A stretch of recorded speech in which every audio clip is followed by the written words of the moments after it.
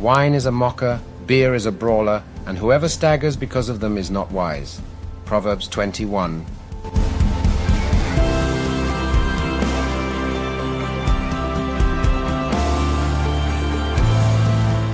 So you want to talk about your colossal week, or like what's? Well, I can talk about last week a little bit. I can't talk about too much.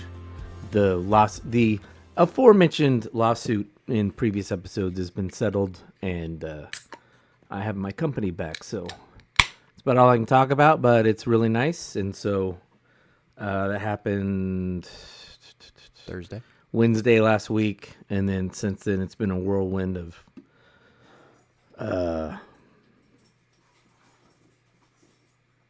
payroll, new employee contracts, new photographer contracts, all kinds of transferring over 20 terabits of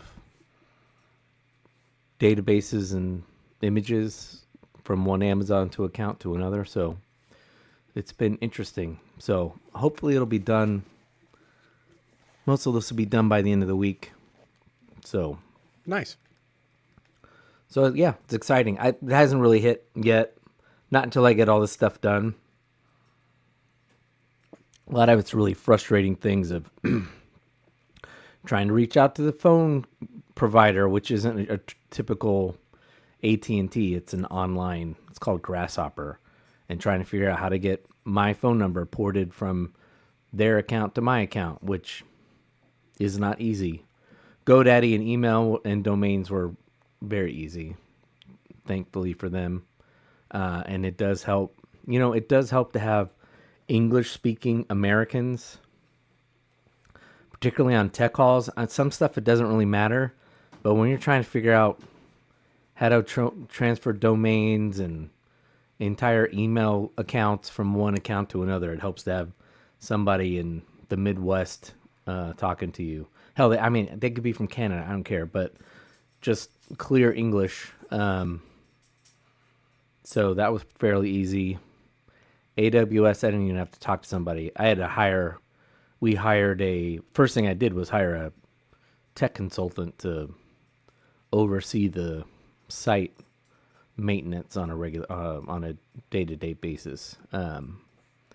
But anyway, nice, fun stuff. Mom and Dad are getting a divorce, and so got to get all the stuff in a row. Yeah. But yeah, things got resolved. Except Dad didn't sign a prenup, so that's right. Tim's taking everything. It's true. It's true. Yeah, so how about you? Good. I mean, I don't have anything colossal going on. I spent yesterday in Santa Barbara and Solvang, so for the culinary group? Yeah. Or? Took the kids up for a field trip to Santa Barbara. I went on that trip last year, and I think I talked about it on the podcast. Gorgeous campus. There's the Santa Barbara Community College is awesome. They have like a football stadium that only seats the half, and you just look out at the ocean. It's literally like one of their parking lots is the beach parking lot. Oh, wow. They don't have enough parking there. I haven't been to that one. I've been to Ventura City College. Yeah. One's a bunch. Yeah, and that one's just the Santa Barbara one. I'm just like blown away. And they have a culinary program there. It's 3 years long. Your first year, you're doing stuff. But by the third year, you have like a 5-star restaurant on campus that you're working at, and that like they take reservations for, and they do like 7-course meals and all that kind of stuff there. So it's pretty cool. I was like, it's an awesome campus. And then once we got done with that, and the kids love it too, but they have no idea. They're just like, oh yeah, Santa Barbara, going to another college, blah, blah, blah. And then you get there, and it's right up on top of the hill, and you go, and the kids still are like, yeah, okay, it just looks like another college. And then you finally get down and you can see that, oh, you are literally like right there along the ocean. And so the kids are like, what the heck? And which is great. It's gorgeous, gorgeous campus. It's no bigger than COS, but it's just It's awesome. And they have like cool stuff there too. Like I said, they got Culinary. That's really big. They have like an underwater welding because of the oil rigs that are like out there. So that's the out off the coast of Santa Barbara. So basically, as soon as you complete that 6-month certification, you got a 6-figure job working out on the oil rigs. Now, you are an underwater welder, but it's still kind of some cool stuff that they got going on there. So a really cool campus. It's like a high-paid military job in a way because aren't they on offshore for a couple of weeks or months and then they're back on, and so it's a little hard on the family life, but but if you're 19, 20 years old, you're like hell yeah. And then from there we went up to Solvang. We didn't go to Solvang last year. That's my first time going, honestly.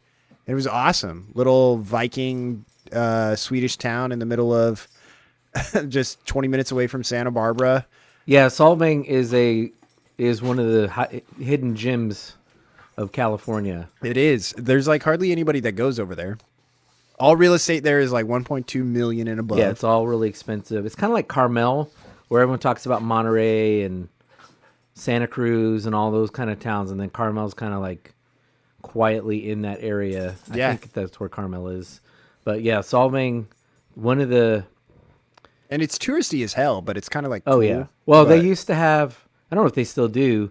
If you're not from California or you didn't travel to California in the 80s and 90s, this won't mean anything to you. But if you did, we used to have... we still have one that I know, Pea Soup Anderson's. Yeah. But Solvang was one of them that had one. That's the only one I haven't been to. It just must be a Swedish thing. That's what it comes from. Oh, there you go. Because Kingsburg had theirs, then Solvang has theirs. Yeah, that's right. It's in Kingsburg. Well, Selma has it now. Yeah, it's like adjacent.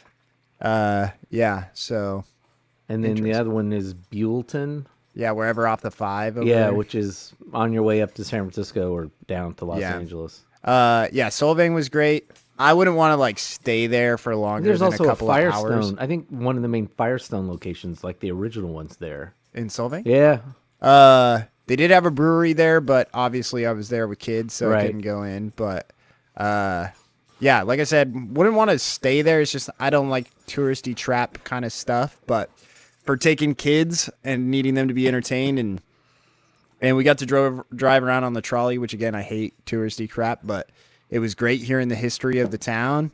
They talk about what it looks like during Christmas, during the summer. They have a lot of like outdoor kind of music and stuff, and people come in, and I was like, oh, that's really cool. They have a Viking museum there. I went into that. None of the kids went in. I just went in, but they just had like a bunch of cool stuff. They have like a traditional like Viking restaurant where you can go and order pickled herring and see if that's your fancy or whatever. Great little town. Highly recommend anybody go by and check it out. There's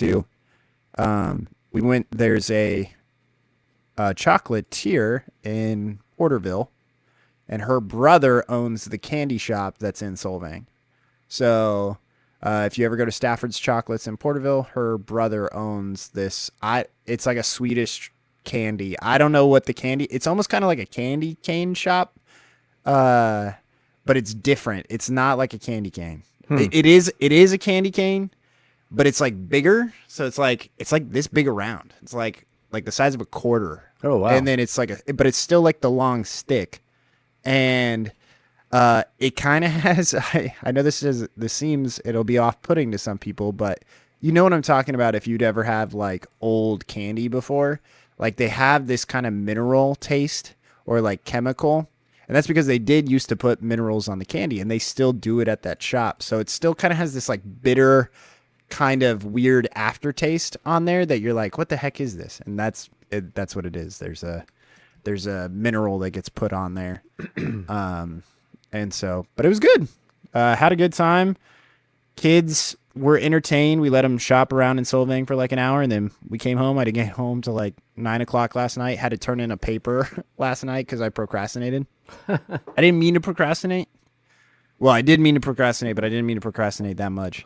If I had known that I was going on this field trip yesterday, which I did know, but I had forgotten. if I had remembered that I was going on the field trip, I would have wrote my paper over the weekend. But because I left school and totally forgot about school for the entire weekend, I got into bed on Sunday night and I was like, shit, I've got a field trip that I got to be at the school at 6 a.m. for tomorrow. So that was how that went. And then I was like, crap, I got a paper I got to write. So, but I made it through. I'm alive. I got an A on the paper. He already graded it, which means that he didn't look at it. So whatever. But yeah, that was the day. Yeah, the one thing that I got dinged on was, and I mean, I called the author by the wrong name on accident. So whatever. Oh. Or the article that I was reading, I said the wrong author's name. So, Oopsie. oh well, I'll take my 5-point deduction. 95 out of 100.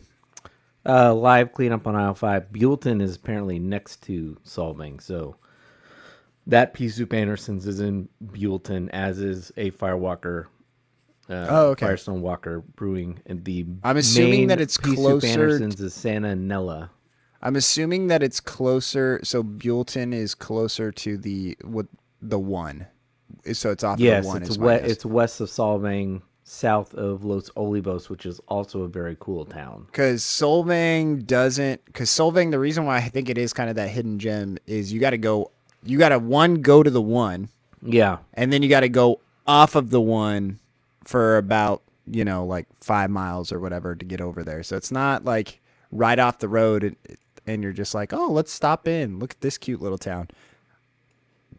And it really is only like 2 streets of shops. It's a tiny town. They only got like a population of like 1,100 people. And they're all shop owners or people that have lived there for forever and are sitting on a gold mine. It's all near Vandenberg Air It's Force great. Base, which is right now a major launch point for Starlink. Or not Starlink, Elon's space company. Yeah, whatever that is, I don't remember. SpaceX. There we go. Do you know where the whole X, by the way, just random, the whole Where X thing comes from? Elon's obsession with X comes Yeah. from? No clue. So he was part of PayPal, Okay. and he wanted, as the story goes, something. In he was one of the founding. I don't think he was the tech guy, but he and Mark Andreessen, some other people, Peter Thiel, I think, was in there. Or Peter Thiel, I've heard both. At some point, just come out and declare how your name's pronounced, dude. Elon wanted to make PayPal bigger than what it was. He kind of wanted to do like what X is and a payment system, so you could do everything in one. And he called it X. So he's been sitting on that dream forever. Hence Gotcha. SpaceX, and then making that X. He's just been obsessed with that name forever. So, whatever. Got it. Right now, it's very inconvenient. I think in 5 years, there'll be so many new users that it'll be like, what? What's Twitter? So, I mean, things change so quickly in the market. Right now, it's an inconvenience and tough for people, but It's like the Gulf of America. yeah, exactly. What? How stupid. Yeah, let's waste time on that. Well, actually, if I'm being honest, because my mother is gotten pretty uppity on social media, which has gotten interesting. I unfollowed her. I was uppity today, this morning on social media. Well, I'm just I was saying, calling like, people out left and right. I have no problem with you finding the changing of the Gulf of Mexico to the Gulf of America absurd. Because I found it extremely absurd. Completely unnecessary Yeah. and bizarre. But now the people that are like clawing tooth and nail to get it changed back is just like, okay, don't we have like better things to do with our time? Yeah. It's like, how much does it affect you on a daily basis to sit there and just be like, oh, it just irks me that the Gulf of Mexico has been changed to the Gulf of America. And it's like, it's just a fucking name. Like, oh my gosh. It's so frustrating. But I mean, like, and I know that Twitter is a smaller scale of that. Well, I don't even know if it is a smaller scale than that, but it is. But it's just like, I was like, people say Twitter on a more regular basis than people say Gulf of Mexico. Right. Like, so I don't know. I was like, you can keep calling it the Gulf of Mexico unless you're the Associated Press. Then you can't. Going back to your field trip story, I'm rereading a book called sorry, I'm going to be coughing all the way through. My asthma's been, speaking of uppity, my asthma's been uppity today. Yeah, so I'm reading this book, Unreasonable Hospitality. It's written by a guy who had the number one ranked restaurant in the world a couple years ago. And their whole thing, they decided they were named the 50th top restaurant one year, and they were devastated by it. And they wanted to figure out how they could improve. And they figured out it wasn't the food that was going to make the restaurant better. It was going to be the hospitality. It was the customer experience. Yeah. So they've got all kinds of crazy stories. I think I've told them on here before. Like somebody found that somebody's vacation to the Bahamas got canceled. And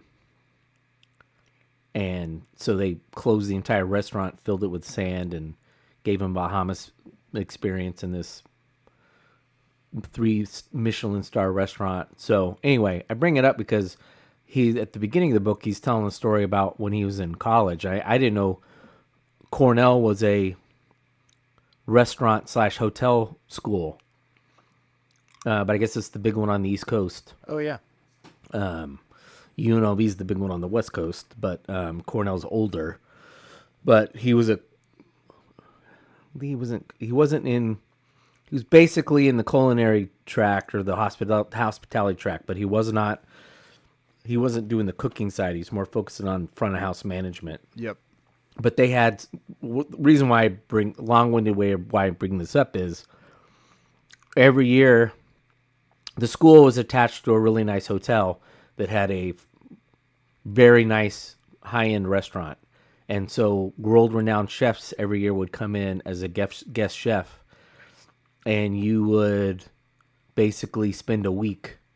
You'd be broken up into groups. You'd be the prep, the cooking group, and then the front of the house. Yeah. And they'd basically run the restaurant with this world-renowned chef for a week. And he tells this great story about how the guy who came in when he did it was just like loved all these kids, really poured into them, hung out with them all night afterwards and drank. They went back to the author's house and they drank beer all night, and the guy did keg stands. But later his mom died because his mom had when she had cancer or something for a long time. And it led to quadriplegia. And so, but she died around the time he was supposed to go to Spain for a internship at a 3-star Michelin restaurant in Spain somewhere. So his dad decided he'd go for like the first week because dad didn't have anything to do. He insisted the son go because what are you gonna do? Just sit around and mourn for your mom? She wants you to go. And so once they decided his dad was going to go with him, the kid called that chef that he'd worked with in I think it was New York. It's New York or DC, and said, "Hey, my dad are coming through on our way to Spain. Is there any way we can get in?" And he's like, "Absolutely." And so they show up, and he gave them the 5-star treatment. They like tasted all the courses, got to try all the wine, nice. Closed the place up, didn't pay a bill, and he was bringing it up to he was talking about how meaningful it was to be able to just kind of enjoy something nice after these chaotic, traumatic, just draining months of his mom being in the final stages. She was sick for many, many years, but these final stages of her life. And we should maybe we'll talk about this towards the end of the episode. I'll get the actual quote, but he talks about how acts of kindness are more important than words of kindness. And when I read that, I thought it's not really profound, but it shouldn't be profound, but in a way it is. Yeah. So let's skip back to that. But anyway, I just thought all of that. It was nice that you were going on a trip where kids were getting somewhat of a similar experience where they're actually getting to see the real world and that kind of thing, and Right. what they're going to get thrown into. Yep. Because if you either like that kind of life or you don't. Yeah. I worked at a very busy burger joint on Sunset Boulevard in Hollywood. It was very busy, and I enjoyed every minute of it because it was fast-paced. You went home, you were exhausted, but there was no standing around. There was plenty to do. If you were the kind of person who figured out all the things that needed to be done and kept yourself busy, and the boss would notice that, and everybody there was. Like, most of the people there working were 10 years older than me. Most of the kids, there was 2 or 3 kids my age, and they were all basically taking orders, but I was the only one that young in the kitchen. But I love that kind of work, and if I didn't have anything else to do, or I hadn't fallen in love with photography, going in the kitchen restaurants business wouldn't have been a bad idea. But again, it's brutal. I can't do the hours. It's brutal. The hours are brutal. Especially fine margins dining. are tough. Like, Yeah. you're either killing it or you're struggling, or you're constantly up and down according to the market. So it's a tough gig, but Yeah, and if you don't own your own restaurant and you're not like high end, like you're not basically the way you make your money is overtime. Like it's Make not it over- you're yeah. not making and you're bouncing from one job to the other. Yeah, so like my sister was working at a Michelin star restaurant. Well, so the East and the West Coast are different. West Coast has like James Beard. I think there's like an occasional Michelin star. You have Michelin star chefs that are working in restaurants along the West Coast, but they're not like the Michelin star restaurant. I think San Francisco has one. But they're usually fighting for the James Beard on the West Coast. Right. On the East Coast, only some places are really allowed to have the Michelin star. And so New Orleans is trying to get their first, and at Emerald's is where they're trying to get the first Michelin star in New Orleans. And so they're going through and they're trying to do all that shit. My sister's working at that restaurant. She is the assistant pastry chef, so she's not the head pastry chef. All she got paid was minimum wage. Minimum wage in New Orleans. Yeah. And she's working 12-hour days. No. She'd get in at 11 a.m. and she'd be there till 1 or 2 in the morning. So that's 13, 14-hour days. Yeah. You're just like, whew, that sounds awful. Yeah. For you to get ahead, you gotta either have money from your family, or just live with 4 other people doing the same work. Yep. And you got low overhead. Your overhead is going out and getting bombed a couple nights a week and hanging out with other people at the kitchen. And other than that, you're just saving your pennies. So Yeah, and it's and you only get the 2 days off, and that's if you get the 2 days off. Yeah. Like some restaurants are 6 days a week. You're just cruising. You're taking a nap on a Monday, or whatever. yeah, because those kind of restaurants don't have 2 pastry chefs. They have 1. Yeah. So I'm like, oh, well, you get your 3 days off. The backup will come in. No. Yep. Well, and they usually, yeah. And what my sister's running into is right now is pastry chefs are also like, where she's trying to go is like, you almost kind of work like part times as pastry chefs, because not everybody orders dessert when Yeah. they go to like restaurants and that kind of stuff. So if you're trying to be she was in fine dining and especially in New Orleans, for her, a lot of her cooking, pastry is still a part of different foods there. And so like fairly similar to like if you go into a French restaurant, you're going to have lots of ability to, do a pastry chef is going to be interspersed throughout the cooking process as opposed to just desserts. Oh yeah, They're not 'cause- just rank Right. and file with that. So because they're the ones that's making all the puff pastry that then goes into whatever type of meal that it is that they're making. Same as like Gordon Ramsay's restaurant. Like if you're getting a beef Wellington, somebody's out there spitting out puff pastry Right. in the morning, and it's not Gordon. Right. Like, I don't know if you've seen him every single time that he makes a beef Wellington. I've never seen him make puff pastry, but somebody has made it fresh for him. Huh. And so again, He probably knows how, but he probably does, but he it's- also knows I haven't done it in a while, and so yeah, and he's making everything else by scratch. But notice that the puff pastry is something that he just grabs and then wraps the thing in right. because he's like, yeah. I'm not making that because somebody had to make that at 2 a.m. this morning or 4 a.m. with all the other puff pastry that we have to make to be ready for all of this. So it's just an element that a I've lot of seen people... British Bake Off enough to know how hard it is to make pastry. Yeah. And so those are kind of things where it's like, and so where she was at in New Orleans is because there's such a huge French influence to the food in New Orleans. There's two different types. There's Creole and then there's Cajun. Cajun is French infusion, and then Creole is your that's your Haitian, or Yeah. it's vice versa. I don't know which one it is, but one of them is Haitian influence, and the other is French influence. And so They're both French at the end of the day, but yes, yes, because Cajun's France just conquered Haiti, but- Louisiana, French Louisiana, Napoleonic food mixed in that area, and then the other ones, got a little more Caribbean influence wrapped into it. Yeah.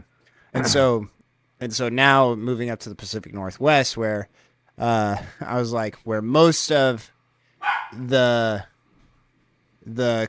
carbs I think you would say that are consumed are breads. That's and that has to do with more of Northern Europe is really, and I mean, yes, you think of French and their baguettes and things like that. But no, you want a heartier bread type style. Like, I mean, you think of San Francisco and their sourdough. That's still pretty common up through the Pacific Northwest. Is sourdough bread is fairly popular all the way. It's a hearty bread that can stand through a lot, which is weird because the starter does not. Like everybody talks about, that's like one of the hardest starters to have is a sourdough starter. So, so kind of interesting. So she's going through that, and yeah, just hospitality, and I think that for a long time I could have sat there and thought that because I do love cooking and that's something that I love to do as a hobby. And it would be like, oh, I wonder what it's like, maybe like running a restaurant or whatever. But then after seeing my sister do it and talking through, what that looks like and the hours that you put in on a regular basis, I was like, nope. That does not sound like fun. I was like, it's like every night. And I mean, I am like a night owl, but I mean, you go home and you're not doing anything when you get home. You're just passing out. And then you're waking up the next day and you basically are going to work again. Yeah. So it's just a dopamine hit for 12 hours. Yeah. And people are like, This is why they're drinking coffee and smoking cigarettes in between. It's just keep that. I would like, though, after looking through a lot of the hospitality elements, which a lot of people don't know about, but working in a test kitchen would be great.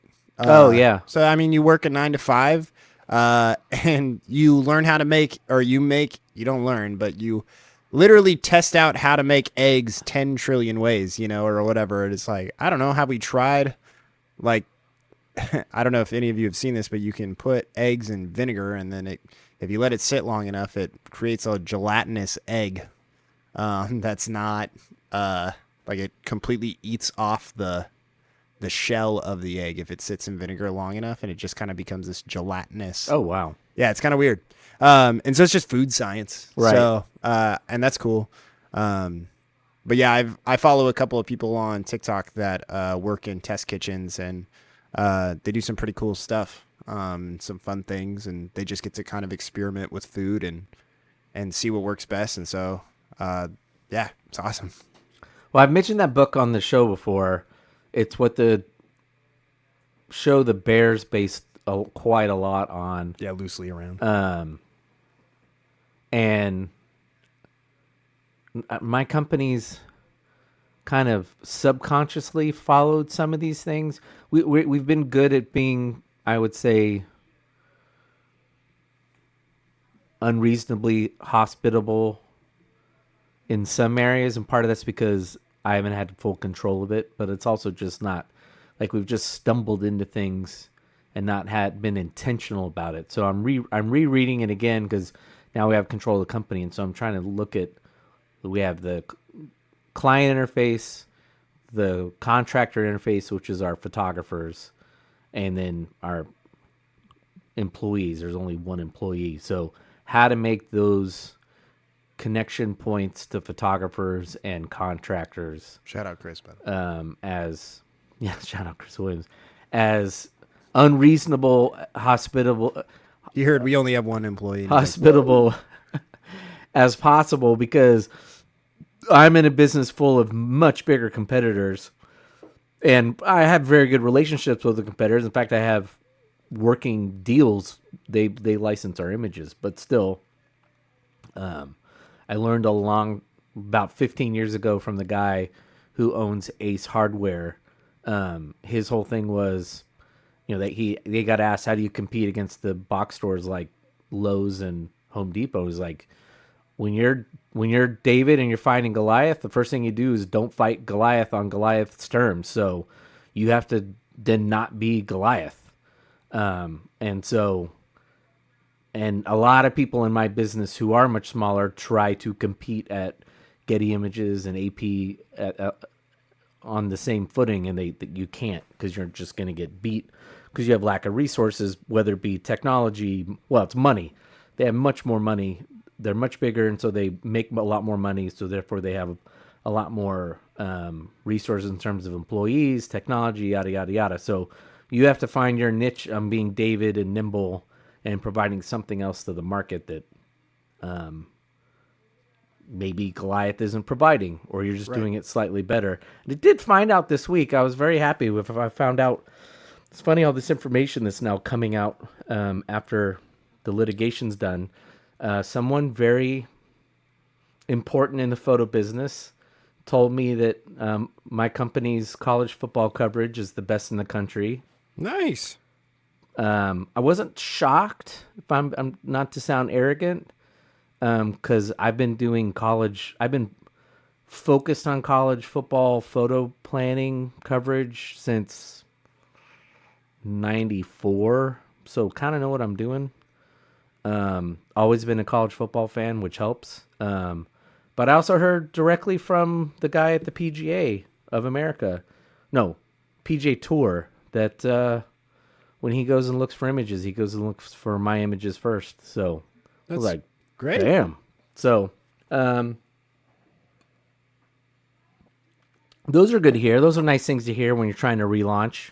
And we said at the beginning of the year, It's all about that revival. yeah, word of the year. We managed. Survival was the word of the year 2024. We survived, and now word of the year for 2025 is revival. So the revival is upon us. Let's put up a tent in the middle of the field. Let's get the singer singing some good old spirituals. Let's start speaking in tongues. Speaking of speaking in tongues, what are we drinking? I gotta be honest, I don't really like it that much. It's okay. It's the Fieldwork Møtley Brew. It's an IPA brewed with Brew 1 T90 and cryo hops. It's just one more hazy. It's 6.6% by volume. I don't know. There's like a certain flavor I don't like on it. Meh. I wouldn't get it for me, but maybe you're feeling it, and so head on down to your local. I wouldn't buy more of it. Gas. Well, I mean, I wouldn't.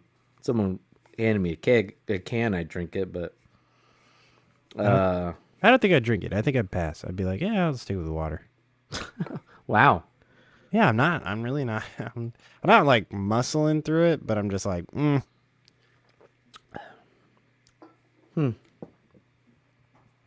It's not for me. It's not for me. Well, once again, we got to play on words. Møtley Brew instead of Møtley Crew. And That's right. I guess the can art's supposed to... Can art really never connects. They just pick something else. I think they're trying to save money, which I get. A lot of these companies with their cans, I swear to God, they're just begging for a lawsuit. They're really cute and everything. I got a can in there that we might drink later that's got Star Wars shit all over it, and it's called This Is the Way. And I'm like, you guys, you're in Los Angeles. You're going to get curb stomped by the mouse. Yeah, exactly. That's how it goes. Well, before we get into our main topics for this evening. Well, let's take a break real quick. Elevate your space with Jollywood Live Edge custom furniture and discover the art of craftsmanship. At Jollywood, we transform your vision into reality with our exquisite custom furniture and woodworking. We source only the finest woods and materials, ensuring durability and elegance in every creation. Our commitment to the highest quality and exceptional service ensures that every piece we create is not just furniture, but a masterpiece. Experience the perfect harmony of beauty and functionality designed just for you. Call us at 559-553-2010 or visit us on Instagram at Jollywood Official to start your journey today. Jollywood Live Edge Custom Furniture. Crafting quality, creating legacy. Good times. All right. Okay. I thought we were going to do something else, but Oh no, we are. We're gonna do. what were you? We're gonna do up? TikTok trends with Tim. You're going to bring up the pacifism that was going on at the Four Nations Cup? Hey man, I can definitely get involved with a sport. Like I don't have any problems with boxing or UFC. Oh, or... it's the pugilism you have no trouble with. It's just the taking of life. There's a No, there's I a mean, big like, I also line don't, between like- the two. I don't engage in it either. Like I don't fight anybody. I don't mind You people just getting. condone the pugilism. You're mildly amused. Let's see. Guilty pleasure. Yeah, I did think about this for a minute, and I just haven't done enough thought into it for a while. I was like, you can get back to me and we can do cleanup on aisle 5 next week, and I can tell you how I've ironed it out and whether or not that's a bullshit excuse or not. But I mean, I don't know. Life's a bunch of gray areas, and I mean, yeah, I don't really, but I mean, I will say, I do hope, and I do think that those boys will leave it on the rink. I don't think that they're planning on taking that elsewhere besides that if they saw each other at a bar, they might avoid each other. Oh, They may well, not. NHL does not put up with that very much at all anymore. They tamped fighting out around, I want to say about 15 years ago. They said enough. They decided they didn't think it was a good look. And the penalties for fighting, particularly to the extent that was going on there. Well, for sure, if that happens in the NHL, what happened in the game you're going to talk about, they would be suspended for probably a couple games, 5 games or something. Like when it's intentional, like we're coming ready to fight, they don't put up with that. So, which is why they did it there. They knew they could get away with it. That would think. But that was an NHL event. No, it was not. Yes, it was. That was put on by the NHL. I'm telling you, it wasn't. The NHL was a part of it, but it was not an NHL event. The NHL is involved. So I think it's an event put on by 3 entities. Because NHL had to be involved at least to some extent because one, it was considered, I mean, They were involved and they were run. So they it were was considered involved. their All-Star break, and then they were all still on contract, and so NHL had Correct. to allow them. And it's not like it.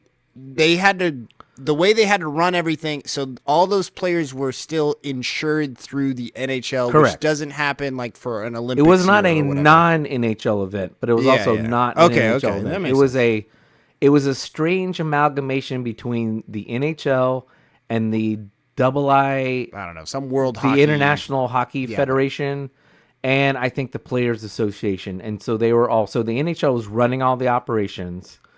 It is a somewhat NHL event, but I don't think, all that to say, they showed up knowing they were going to fight, and they weren't going to get suspended in the way that Yeah. that And I they mean, like, would in an NHL game. If Fighting they'd still shown up- happens in NHL If that had been games. Game 3 of the second round of the playoffs, and those two dudes started wailing on each other at the start of the game on the face-off, they would have been done. It would have been a 20-minute misconduct. They've been out, and they would have lost the game. I guarantee you. Maybe I'm Yeah. wrong, but NHL does not like fighting to the extent where I think fighting got out of hand.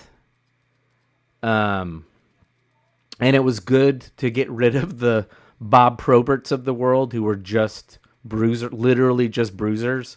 Bob Probert played for the Red Wings and the Blackhawks, I think.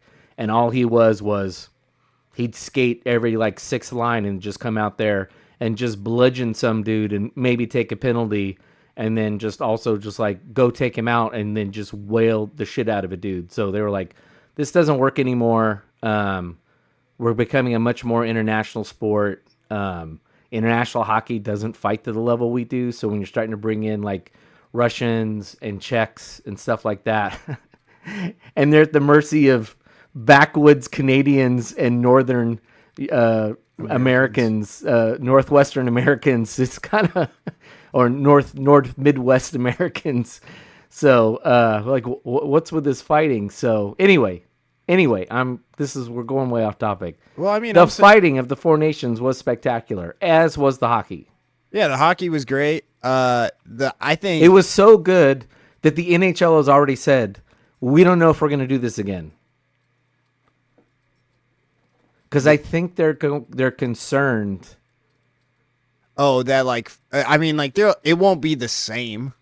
The next No, time. I think what they're going to do is wait to see if But they literally tripled their viewership. they did. But I don't know where that money went. I'm sure they certainly got money. Well, and even now they still reap the benefits of whatever. I was like, people are now They're waiting to see if this leads to a bump in viewership over the remainder of the season, and if they see it could be a 5% bump across the board, they're going to do it again. I don't think it even this is the hard part where everybody talked about it afterwards. All that final game was for fucking pride. That was for literally nothing. That shit meant nothing. I mean, you were playing for your country at that point, and the reason why Canada versus USA, that first game, got so big was and I hate there was somebody who was I ended up rooting for Canada because the United States brought the Trump stuff into it. I wanted to root for them, but then they started bringing the Trump stuff in, and I was like, of anything, just so we're clear, Canada brought the Trump stuff in. Canada brought that into the hockey league over the past month before the Four Nations Cup, where once they were talking about doing the tariffs, they started booing the national anthem at hockey games. So if you don't know, there are a lot of teams in the NHL, not half of the teams, but a quarter of the teams are in Canada, right? Yeah. Winnipeg, Vancouver, Edmonton, Calgary, Canadians, Montreal Canadiens, and Toronto, and Ottawa. So you have these 7 teams that are there, and if you don't if you've never been to them, if you play that team, whether on your home ice or in their home ice, they play both national anthems. They play the Canadian national anthem and the American national anthem. And I'm a big fan of the Canadian national anthem, by the way. Not the French-Canadian version, but the English version. Anyway, You are a big fan of it? I do. I like it. Yeah, it's a great song. And it's not very long. It's and very short. Yeah, and it's very to the point. Yep. It's got a nice beat. You're just going dum ba bum ba bum, and then you're over. Yep. And so they've been booing it for a month. And then we get to the Four Nations face-off, and the boys are like, we're fucking sick of this. This has been a month. Yeah. We've been going to other stadiums and getting our ass booed, And so they were like, all right, we're going to throw it down on the line. And it was great. I was like, they went out there. They set the tone for the game. And actually, the reason why the United States won that game was actually because the United States is a significantly more physical team than the Canadian national team. Yeah. Canada is a lot of finesse, a lot of speed, and that's where they like to beat you. The United States wants to play on the boards. They want to ram you up against the boards. They're huge. They're physical. And so as soon as Canada was willing to drop gloves, the United States is like, fuck yeah, let's do this. I was like, we'll set the tone. And they let it known. I was like, Connor McDavid had a beautiful goal to start that game, but that was the only goal they scored. And so that was great. And then you get to the final. We played Canada style for the final in the U.S., and it was still a fantastic 3 periods of hockey and a fantastic overtime. Yeah. It could have gone any way. I don't think anybody could have asked for anything more. That was as exciting as any Game 7. And a lot of people have talked about that it was something exciting. I think it's gotten a lot of people invested into hockey that normally wouldn't have been before. And here's the thing is, what's so funny is NHL has almost an identical timeline of NBA's timeline as far as how the season plays out. And so we had the NBA All-Star Game, and then we had the Four Nations face-off. Right. Those were both the All-Star breaks. The NHL did away with their All-Star Game, and they said, okay, we'll do this. And it kicked the NBA's ass. Like, not necessarily, like, there was probably more viewership for the NBA All-Star Game, but just based off of, there was more viewership for the Four Nations face-off than there has been for anybody in the NHL all season long. And so it was like, it was this thing where that doesn't happen for all-star breaks or all-star games. Like most, you usually have that dip in viewership where it's like nobody watches the fucking Pro Bowl. Nobody watches the All-Star games need to go. I mean, if this is so. Well, and this might be the thing that kills Goliath, or not. And I mean, not that the All-Star game is Goliath, but this might be the thing that shakes things up, because That's my only thing. I don't know that I want this every year. I think they should make it like the Euro Cup, kind of like a Euro Cup thing. Like it's every. I know the Euro Cup's every 4 years, but yeah, and I don't mind it either, because I mean, like go every 2 years. If it's every year, then I think it just becomes it's another thing. It'll lose its majesty. So I don't know what they'll decide. I mean, next year we have the Olympics. So there's no way they'll do it the same way that they did the Olympics. No, that's why it's got to be. That's why I was suggesting like every 2 years. Like you just make it like the off year thing between the 4 year break, and you just make a big deal about it. And even if you expand it to like 8 teams, you let the Russians and the it's probably only 6. The Russians and the Czechs. I don't know anybody else is playing hockey. Back when we won in '80, a lot of those Warsaw Pact countries had decent teams. Like Romania had a decent team. I think East Germany even had a decent team. I mean, they weren't really threats to win the gold medal, but like you had to show up. It wasn't like they're upset teams, they weren't for sure. patsies. Yeah.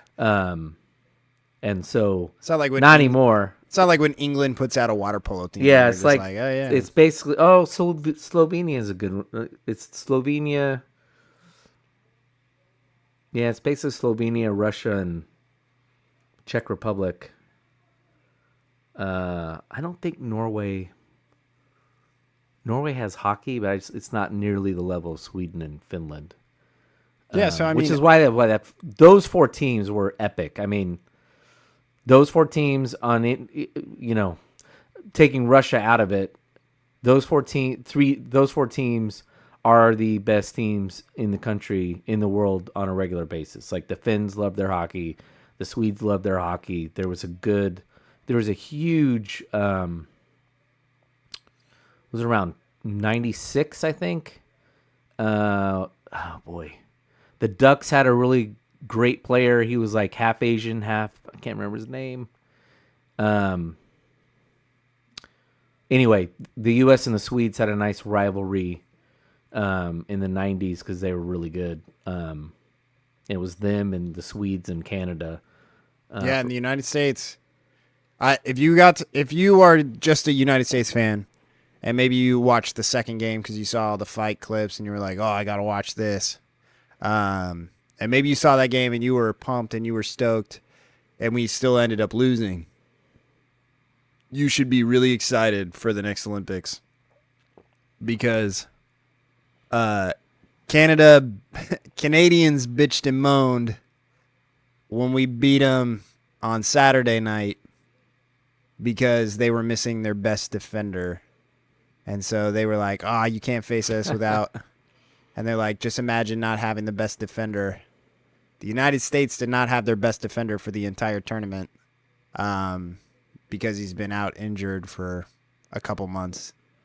On top of that, we had three other guys that were supposed to be on our starting lines. So Matty Tkachuk started, but he couldn't really play. He played, I think, like a total of like 2 minutes the whole game. And then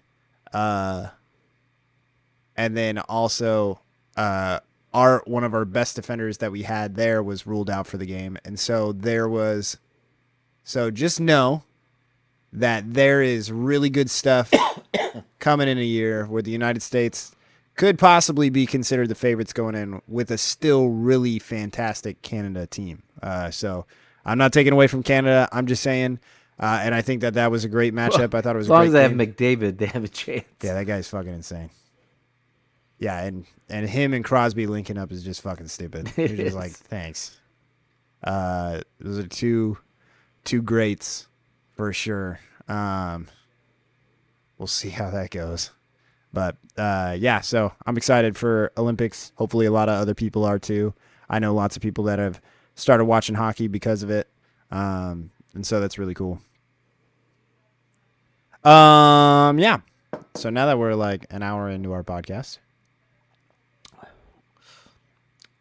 It was 5 minutes out, and I was wondering how we were going to get to 45 minutes. But here we are, once again, rambling about everything. So. About everything. Including our TikTok trends with Tim tonight. Yay. Tim's so excited. Nice. I like the little like clock reference. That's good. Okay. So again, this is to get to know Tim a little bit more, get a little bit more personality out of Tim. Tim, tonight what you are going to do is, I know you're more of a, you're kind of more of a budget guy.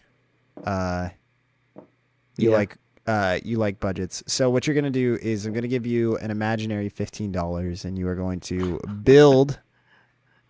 Do you know this trend? No. Oh, okay. Well, you're going to get an imaginary $15 and you are going to build. You're going to have 4 different categories. My number 2 pencil out. And I was like, I'll keep track of it for you. I was like, but yeah, you can definitely write it down if you need to. You're going to build your ideal situation. You have 4 different categories, all with varying prices of items that are $1 through $5. It's really nice and simple for you. No huge math having to be done. But you're going to build something that is going to be your ideal situation with that $15. So what's obviously my budget you're gonna have to again? do some budgeting. You have $15. $15. Okay, so first off, because it was Valentine's Day, and we wanted to make sure that we got you used to this topic before we get to the real one, where we want a little bit more. You're going to build your ideal Valentine's date that you would have with your wife. Oh, well, I don't know if it's your wife, but your ideal Valentine's date. If you were taking somebody out on Valentine's Day, how would you want it to go? So first off, in your first category, you have who would your date be for the evening? So first off, for $1, you have a serial killer. For $2, you have a stinky man. For $3, you have your mom. For $4, you have your best friend. And for $5, you have your wife. No, it's got to be 5. Oh, what a good man. All right, you have $10 left. 3 more categories. The second category is what are you guys having for dinner? For $1, you're having pretzels. For $2, you're having hot dogs. For $3, you're having pasta. For $4, you're having a nice chicken meal, whatever chicken meal you choose. And then for $5, you're having a nice steak dinner. Well, we'll do the $3 pasta. The $3 pasta. Not bad. All right, you have spent $8. You got $7 left. This could punish the bedroom down the road. We have where are you going after dinner? Oh, So dear. where is the date going to? You have Cheesecake Factory for $1. $1. No, that would have been in food. Which apparently all of those items that I just listed are on the menu. at What Cheesecake isn't on the Factory. menu at Cheesecake Factory? For $1, where you guys are going is a random, you do not know anybody there, a kindergartner's concert that is 3 hours long.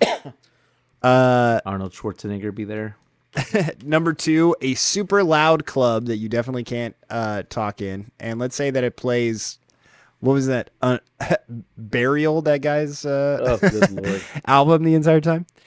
For $3, mini golf. For $4, you're going to the movies. And for $5, a fire pit on the beach.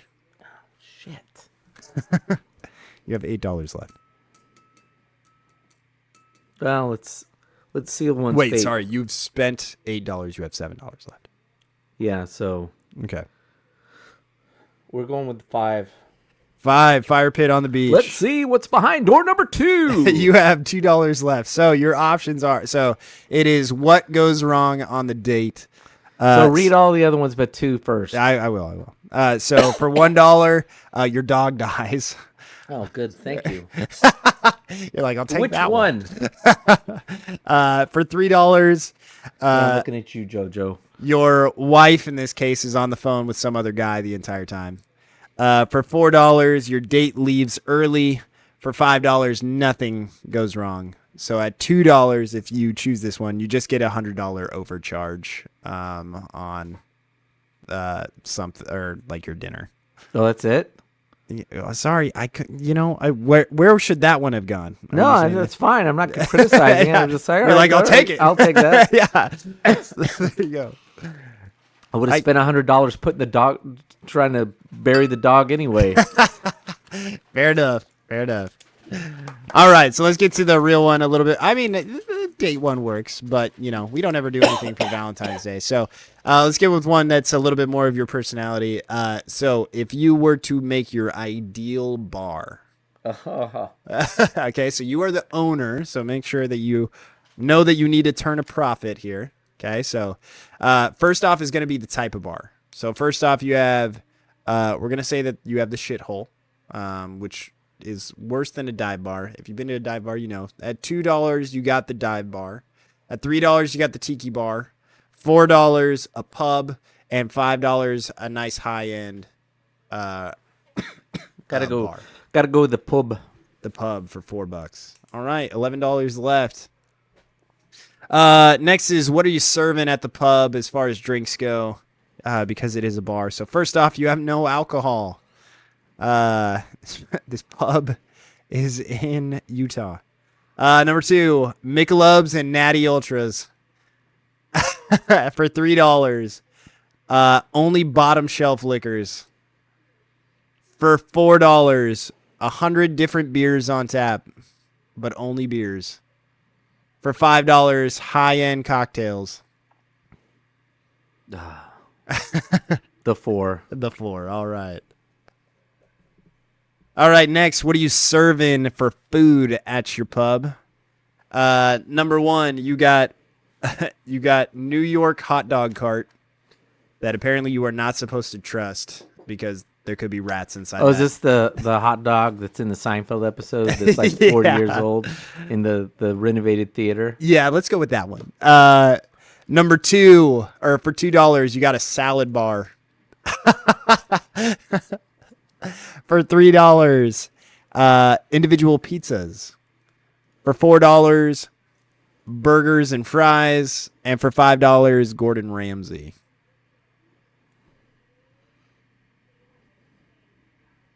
It is a pub. The pizzas. Pizzas. That's not bad. So that puts you at $11. You got $4. You want Salad. This is Cleaning great. up iceberg lettuce and fucking ranch every night, thrown up all over the place. This is great. You want me to tell you the $4 thing last? Because Yeah. that's all you got left. All right. For $1, you would have the most unsanitary joint in the world. Go do 5 next. For $5, You would have had no problems. Okay. I guess I should expect that. That's 5. All right. For $2. I tailored this to you a little bit. For $2, you would have kids all over the place. No, I go to that brewery every Friday. Oh, yeah. Sort of. I was like, you don't go to 1852 during a Kids or dogs. $3. 1852 on Saturday was wild. Oh, you ended up going? I did not, but Eric and Nolan told me. Nolan told me it was so packed. They just did a track where they stood in line and drank, or stood in line, got a beer, and then drank and went to the bathroom and then came. Like, it was just, the line was so long That's crazy. to get a beer, and they weren't understaffed. In fact, they said they asked Jeremy if he was drinking. He goes, "No, I got to stay sober. It's too crowded in here." Yeah, that's fair. For $3, you would have a drunk bartender all the time. Ooh. Okay. Wow. I as a business owner, I don't really feel like that's a good idea. But for $4, closes at 8:30. Oh. It's your pub You is know what? located in Santa Rosa. I'm a winner. It's in Santa Rosa then, which means it's going to do very well on the weekends. So, hell yes. Ding, ding, ding, ding, ding. And there you go. You have TikTok trends with Tim. Hell yeah. Winner, winner, chicken We should dinner. really just say these are TikTok games. They're just little. So basically, you're telling me I own Hen House. Yeah. Well, no, Well- Hen House doesn't have pizza. No, there's another place you guys have not been to. Chris and I went to, which had a lot of beer on tap. This is kind of like Russian River. None You of do it was individual pizzas. theirs. And they had, it's kind of like Russian River.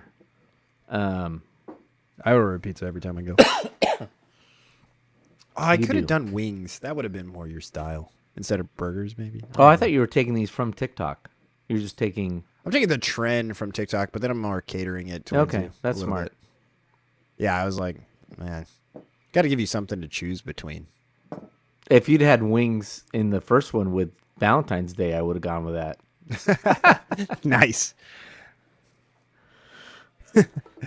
All right. What are we talking about this But evening? we should probably do beer number 2. Are we Get on beer number two? and Are you talk on a to- beer? I am out of beer. Bitch.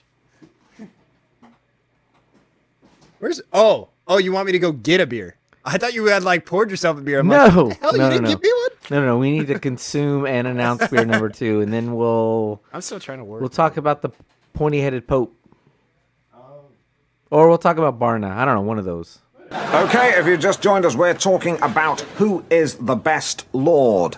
Lord of the Rings, of the Dance, or of the Flies. That's tonight's Hot Topic. Hot Topic. Okay, let's start with the Barna study. We're just going to do a couple, I think, light topics to round out the show. Nothing like, there's no main topic, so we're going to do a bunch of several hot topics in the probably remaining hour we're going to go, for being honest. So, Barna Group, what is it, John Barna? Is that his name? John Barna? Yeah. We've mentioned him before on the show. Again, if you're not familiar with him, he's considered to be the pollster, statistician of all things religious, in particular Christianity in the United States. He takes very meticulous surveys of people. I don't know how he does his work. I've never looked at the crosstabs or anything, but he has a very good reputation. So if you're not into pollsters, then you're probably not into what John Barna's reporting. Although, before I mention this, Barna has for probably 10, 15 years been taking surveys that have talked about the things that you and I have been talking about the last 2.5 years, which is de-churching, people upset with the church, people leaving the church, that kind of thing. And, it's not just numbers at churches, but like membership rolls and attendance rolls, but attitudes within the public. So his studies have reflected that. So he's got a new study out. I read this 2 weeks ago. So it's probably in the last, let's be generous, 6 weeks.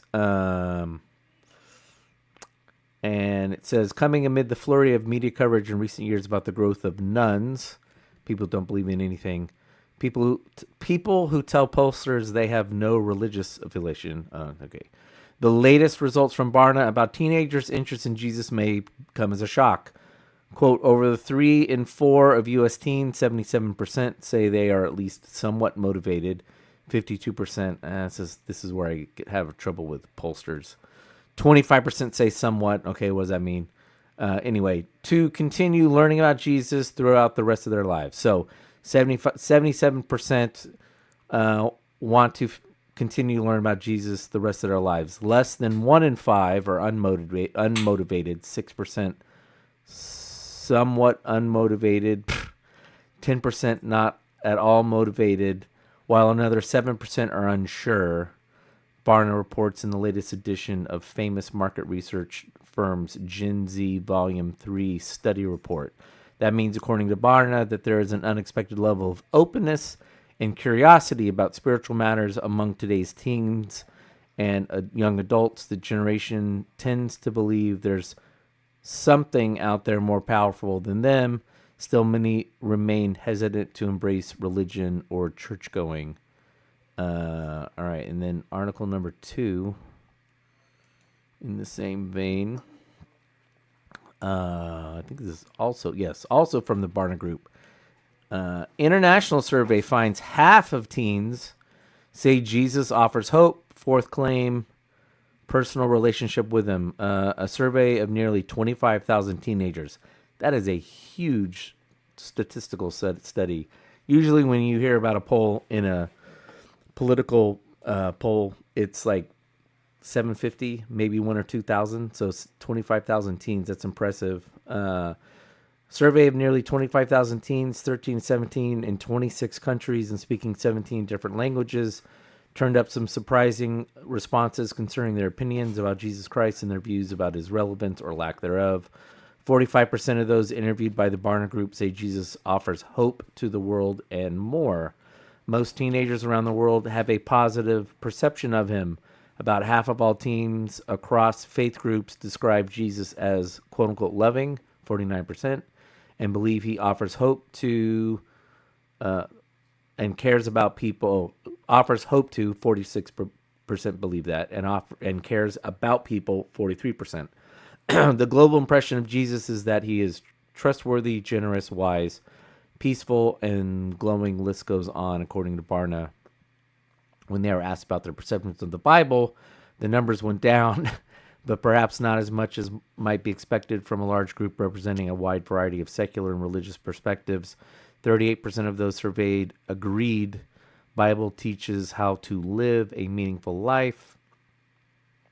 36% said it provides guidance on understanding, quote, my purpose in life. Yay, Rick Warren. And 34% said the Bible offers helpful information on, quote, living wisely, excuse me, in today's society.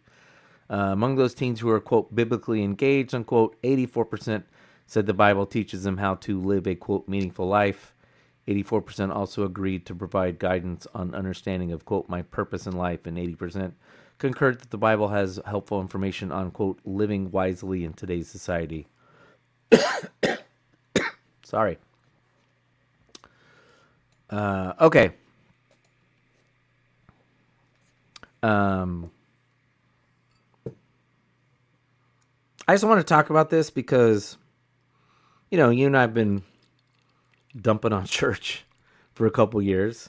Yeah. And I'm not going to apologize for that because I think church needs a reformation of sort. It's become, in some instances, not a lot of instances, but in too many instances, it's not meeting the lives of the people it's supposed to. Or it's convincing Christians, it's misleading Christians on what the purpose of church is. Danica and I ran into somebody who used to go to our church at Costco about 3 weeks ago, and he didn't really like the new pastor at the church we went to, and his whole thing was he didn't like his sermons. And I'm sitting there thinking, like, look, I get it, but, you know, I know you've grown up in the church your whole life, so why the hell do you need a 25-minute homily to like be your key thing every week? At this point, you've kind of outgrown that. So, Yep. I really like our pastor at our church. We talk about how great his sermons are, but that's not why I'm there. It's because I believe in the mission and the vision of the church. I think it's doing something, even though I'm not participating on a weekly basis, daily basis. My money is going into that, and I'm sorry, but in a modern society, money matters, and it's getting to the people who actually can perform the functions. And so I think that's in some ways more important than being like, oh, I got fed on Sunday. So I get it. Going to Sunday and hearing like the thing you needed to hear really makes you feel a bit better about getting over the bad week you had and moving on, but that's not really the point of church. So anyway, I bring this up because nothing in the church is a predestined trajectory.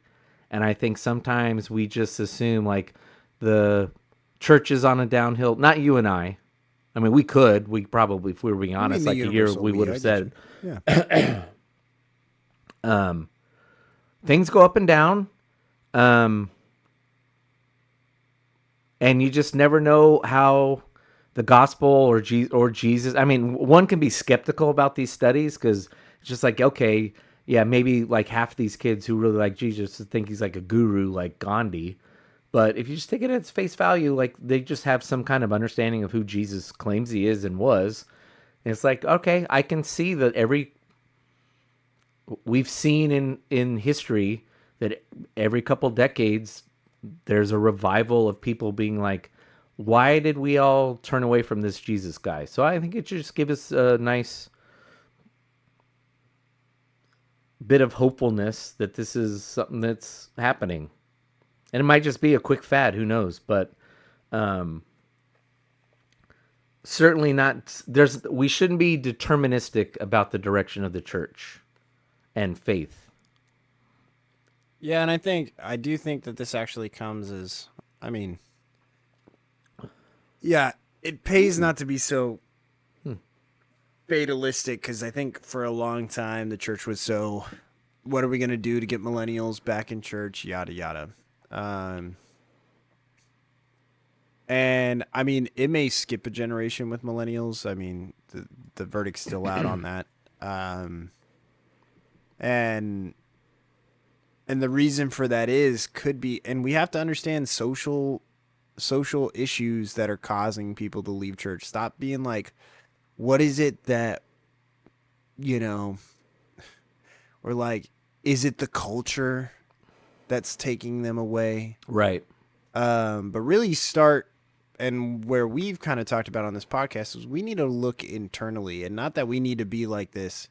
We need to make church, and this is where I think actually churches get into problems and where you could cause bigger issues, is we need to become sexy in order enough to bring people in. Yeah. So we got to do the big concerts. Correct. We got to preach the way that they want to hear it, so that way they show up and they do all of this kind of stuff. And because there's so much trying to cater to millennials to bring them in, you're actually missing, in my opinion, kind of some of the elements that I think are things that drive kids away. Drive young people away, which is mom and dad force them for a long period of time to go to something that they didn't want to go to. Yeah. No offense to mom and dad, but when kids started asking those deeper questions, again, no offense to mom and dad's faith is not on solid enough ground to come up with good enough answers to some of those tough questions, for the most part. A kid asks you, it's like the kids asked a taboo question. yeah, and it's not, 'Cause and I I don't don't think have a it's good mom and answer. dad's fault. Like, you're Right. like, you got that faith where you're like, yeah, I just go through, I know that this is good for me, I reap the benefits of it. But then you got a third party that comes in and says, why is this so great? And you're like, it just is. Because I say so. But meanwhile, they're sitting there and they're like, this is fucking miserable. It's the same. I would kind of describe it as kind of like runners. Like,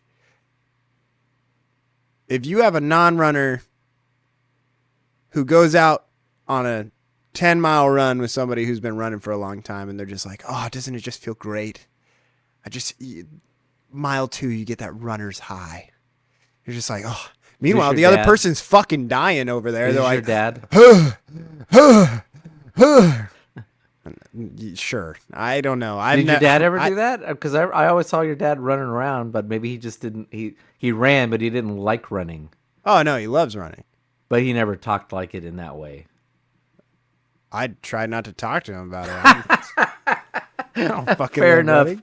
Like, sure, running. Dad, I'm going to go back out and ride my skateboard. Yeah, exactly. I got 4 wheels to get me somewhere. No thanks. I'll see you in a couple of years when your knees are gone. Mine might get skinned up, but I won't I won't need knee replacements. Yeah, so I mean, and that's the whole thing. Like, it's just like, and you're like dying over there, and you're just like, how does this fit? You're like, how do you enjoy this? And they're like, oh, it's just so great. But you cannot understand what it is that they are feeling in that moment. And that person, a lot of times, is just like, yeah, just push through. Just get right through it, and you'll get onto the good stuff, and you'll finally feel it or whatever. But for a lot of people, that's not fucking worth it. Sorry. Right.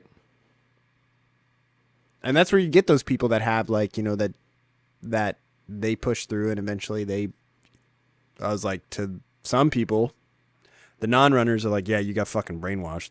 There's no such thing as a runner's high. But yeah, and in faith, it's I think for a lot of people that are outside the faith, it does seem that way. Again, there's a lot of rules. There's a lot of things that you are doing on a regular basis that they are having to focus on. And I think with culture taking a step back from putting so much pressure on that it does leave the door open for kids to be curious about it again without so much pressure being there on, and no offense, because there's now a generation that now no longer is really involved in church and that kind of stuff. They're not putting those types of rules and regulations on their kids, or those rules and laws on their kids that are biblical laws, and sitting there and saying Jesus made these laws and that kind of stuff. They are still practicing those things. So they're telling their kids, hey, you shouldn't be doing the things that normal teenagers were being told before. But they're doing it just out of practice. They're just like, yeah, and they're not bothering telling their kids, like, yeah, this is what you're supposed to do because, Jesus said so. Instead, they're putting that pressure because, again, that's also the social norms, because we live in a Christian ethical model. So they are trying to make their children follow an ethical model that our nation follows. And so from that, the kid is able to explore and not sit there and feel like this is something that is spoon-fed to them by mom and dad. They're able to sit there and be like, oh. And so I'm not surprised by that, by kids being curious about this, is because now Jesus has taken a step back from our culture. Now we actually get to witness a culture that is genuinely curious about and wants to feel that sense of belonging that 40 years ago in the 80s, when that big turn of, the whole youth pastor thing really kind of took off, where it was like youth ministries all of a sudden were able to take off, is because there wasn't all this pressure anymore about all this kind of stuff. Kids, and I mean, we got to find our way and what it looks like now and how it looks different. But because I don't know if kids crave face-to-face social interaction anymore on that level. Like I tried talking to my kids. I was like, do you guys like hang out at each other's houses? They don't hang out face-to-face outside of school, like, at all. Which is, I'm sorry, that's not healthy. That's wild to me. I just don't think we're wired for that. I can't even imagine. I don't think like 10 years of technology changes our evolutionary brain anyway. I mean, I think that's a COVID thing, and just people didn't go back. I don't know. I think COVID made it more acute, but I think that started with the Xbox and it started with the online games where you didn't have to, like, when I was a kid, you had to go like over to someone's house and play Tecmo Bowl at somebody's house if you wanted to play video games with somebody else. Whereas now you just like sit at home and like everyone logs in, they just rush home and then play in their house. I get to drink whatever soda I want. I get to eat whatever snacks I want, and That's fair. I don't have to drive home or walk home or ride my bike or skateboard home. So, That's great. and the parents are happy because you're at home and you're not at Billy's house. Yeah, causing trouble. And so I think COVID probably, yes, put a punctuation on it, made it even stronger. When I was growing up, my but there parents also were might be a level of fear there that I just don't understand from COVID. I don't know. Is part of that too. We're just like, nah, I'm not hanging out with someone. So Yeah, and like kids are like, I wouldn't even know what to do if they came over to my house. And I was like, what? My parents were afraid in high school, or is it like a healthy like 2/3 of the kids? I asked my class, I was like, how many of you guys hang out with each other on the weekends? And they didn't raise their hands. And if I was like, if you like hung out with somebody on the weekends, I like asked my classes, like, no, they don't. I was like, so if you hang out with them on the weekends, they'll hang out with their significant other. So if they Yeah, have a boyfriend or a well, girlfriend, you know. they'll hang out with them. But that's it. And I was like, so if You got to still meet in person for certain things. they so. talked about if they raise their hand, and I said, oh, what do you guys do? And they're like, oh, we go to the football game. Yeah, so it's school events. So you're still going to a school event, or we went to the dance. Okay, and did you go hang out afterwards? No, like why would we do that? And your What? classes are fairly heterogeneous representations of the school body. Like, Yeah, you don't have I got- a bunch of nerds I got it all. or a bunch of deadbeats. Yeah, I got it all. So you got everybody. Yep. Wow. Yeah, it's freaking weird. No, I mean they could just be Porterville, and people are like, "There's nothing to do in Porterville." No, but I I'm like, probably but go not. to your friend's The reason house. why I was like- asking is because about the demographics. Is you wonder if it's like, well, I'm sure there is. There's probably like 10% that still do, and you wonder if they're going to have an upper hand in life down the road because they're just like, they know how to work a room, and everybody else is like wallflowers, all like, what do I do? Like, there's strangers here, and they have no idea how to interact. And you know, Susie and Bobby, who all throughout high school didn't give a damn, and we're going to everybody's houses like, hey, how's it going? And networking like crazy. Like, that is a skill. There are entire industries that rely on that skill. And if you don't have it, like, good luck. I guess you're going to all be coding. Yeah, and it's not just fucking sales. Like, No. And it's just not like, this is why people aren't meeting.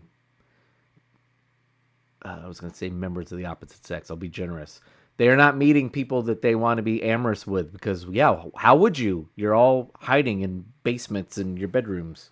yeah, my parents in high school were afraid that the Yorks were gonna send them a bill with how much I was fucking over at their house. Like, they were like, "What the heck?" I was never home. I was never. I home. mean, during the week I was, because I was like, yeah, it my was parents were like, football. "You can't stay the night at somebody's Right, house while football, come home, you're." do my Friday homework, night to Sunday and then night, I was gone. but on Friday night I was gone all weekend. Yep. Like I was, Every and I had weekend. I was lucky. I had no curfew. My parents did not give me a curfew. I got one instruction when I left the house was, if you get arrested, you're staying I'm not bailing you out. So good luck spending jail for 48, 72 hours. So, Well, even then, I was out till 10 o'clock. 10 o'clock was my curfew in high school, and I was out till 10 o'clock Monday through Thursday all the time. I was at bonfires. I was at whatever. I came home at dawn the morning after my senior prom. It was like out all night. Yeah, I think I came home at like 5 a.m. or something. So it's because they knew I was up to no good, but they also knew I wasn't like up to no good. So it was just like, whatever. Yeah. Wow, that's crazy. Well, going back to the generational thing, I wonder how much divorce has to do with previous generations turning away from, because when mom and dad say they love each other and then they get divorced and they're at each other's necks and talking about how terrible it is, it's like, this Jesus guy hasn't really changed you. I'm not really sure I see anything. Yeah, and I think, well, and when it comes to the kids and wanting something, I think that they are. I think again, what you are allowing them to do, especially because again, this is towards teenagers and even young people in general. They want to feel like they're making their own decisions, and so if mom and dad have been like, this is how it's going to be for blah blah blah, and even if it's with the right intentions, Right. I don't think that parents have malicious intentions when it comes to that, but the kid still rejects it. And they may reject it for their entire life because of just that kind of experience that they had in high school or in middle school, where they're just like, yeah. And they'll be like, yeah, I just wasn't really feeling it or whatever. But they don't really have like a valid reason. Like nothing bad happened to them or anything Right. like that. But it could be a lot from that pressure for so long. And so what we're experiencing now is that because there's been that gap now where people have rejected it, those people are now becoming parents. And they're sitting there and they're like, oh yeah, like, and they're like, yeah, these are the rules that you need to follow. And they're like, and they're looking for a reason why.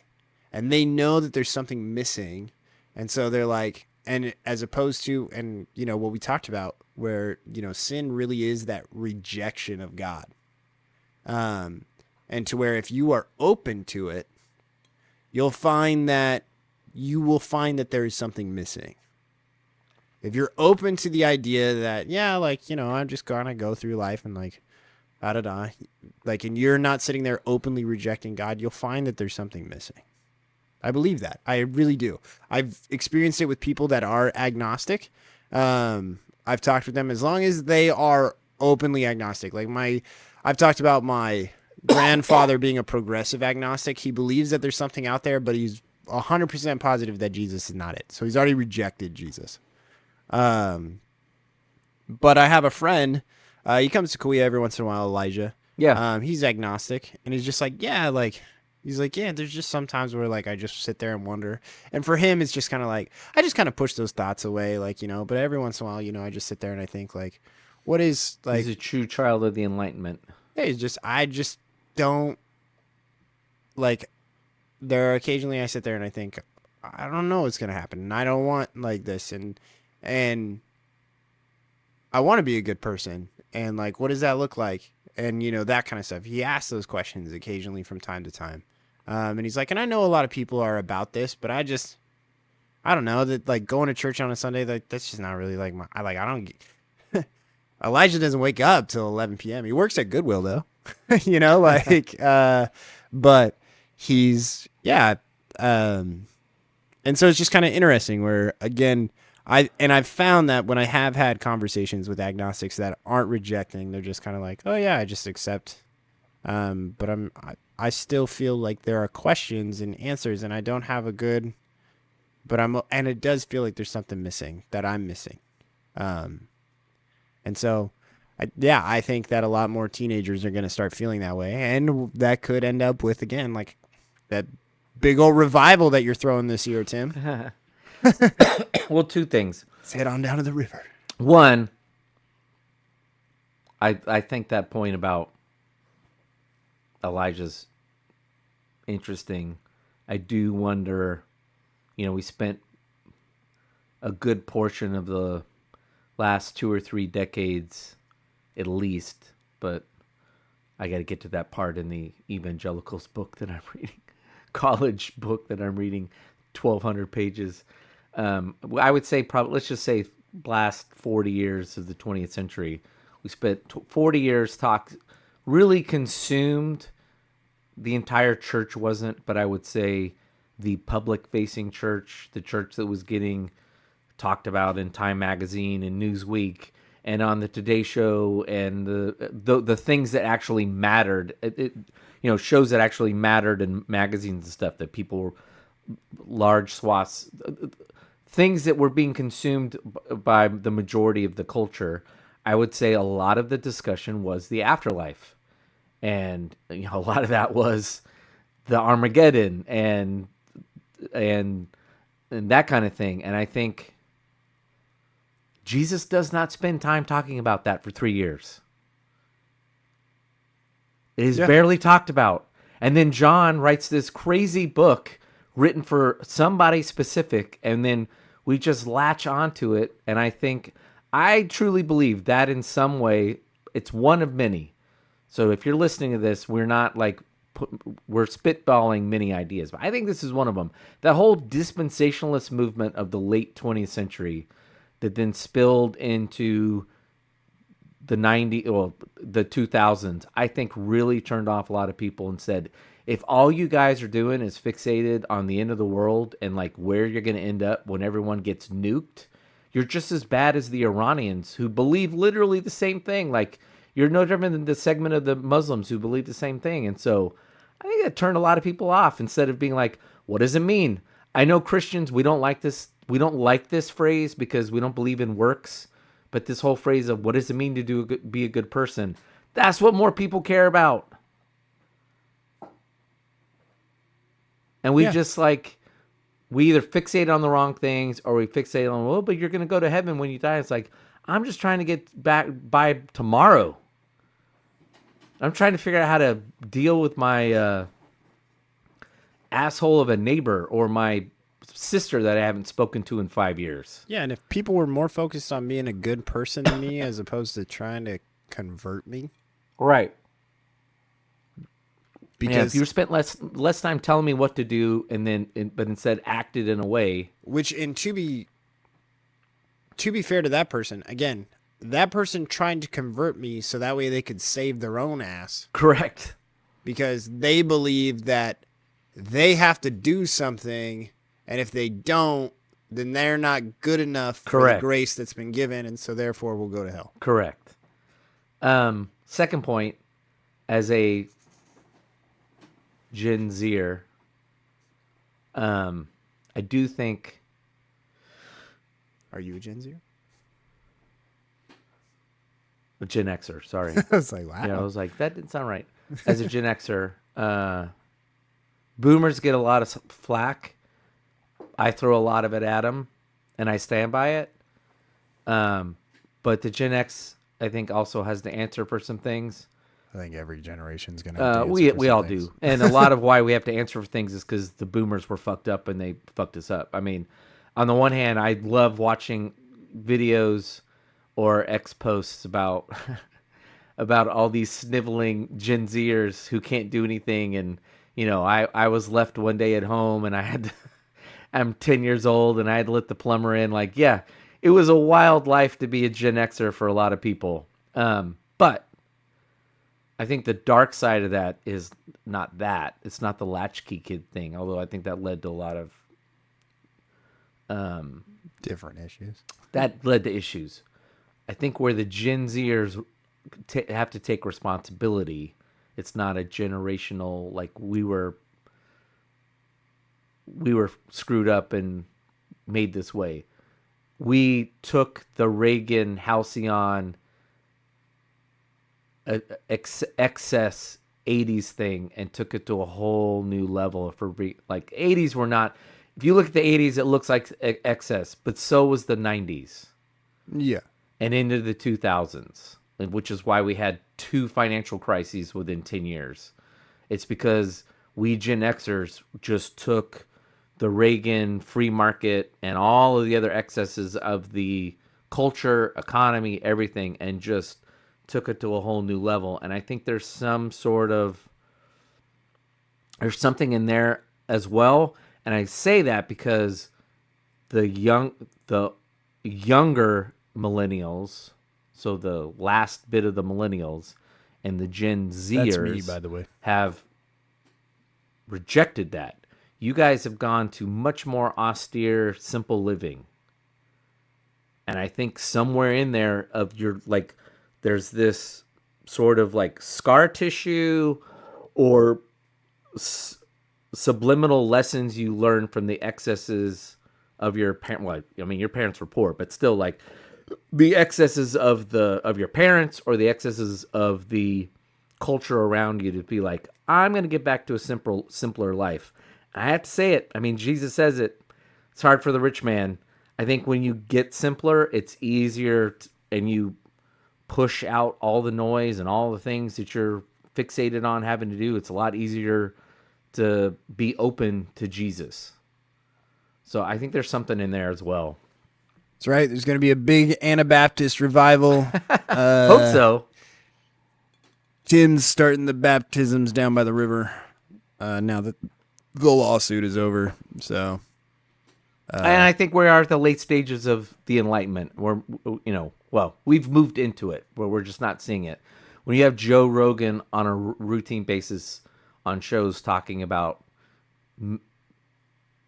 spirituality, being open to spirituality, talking positively about Jesus, rejecting this pure physical view of the world, but being open to a more mystical, spiritual view of the world, and there is this presence.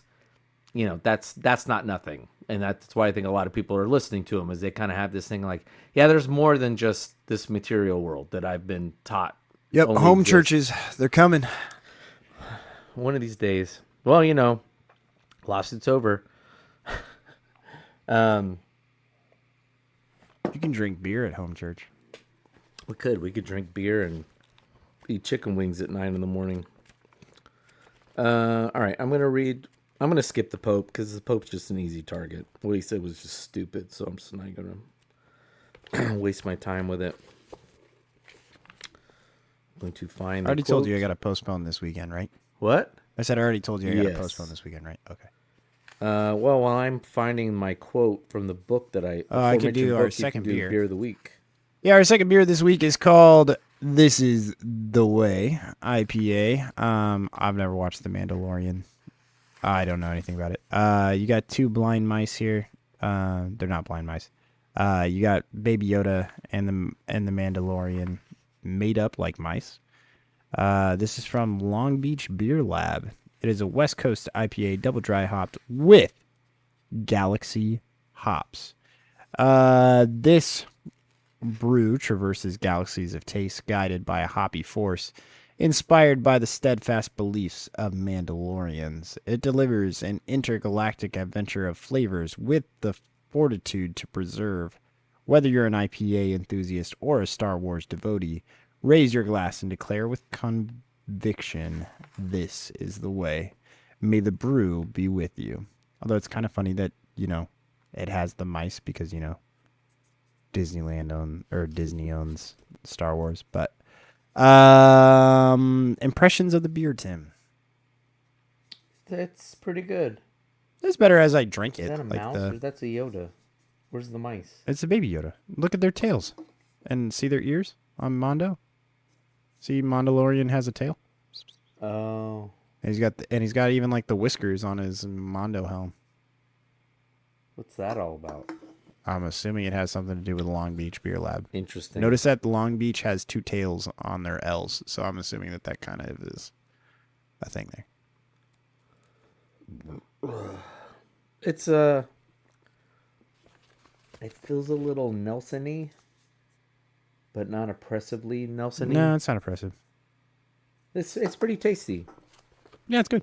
It's got more of a unique flavor than that first one we tried. The first one I was fine with, but it was just kind of like vanilla, not literally the flavor of vanilla, but just kind of like, this is like there was something Lucky White Brand hazy IPA. I don't know what was in that, but I was like, yeah, I'd pass on that. This one I'd drink again. It's nothing stellar or spectacular, but I'd drink it again.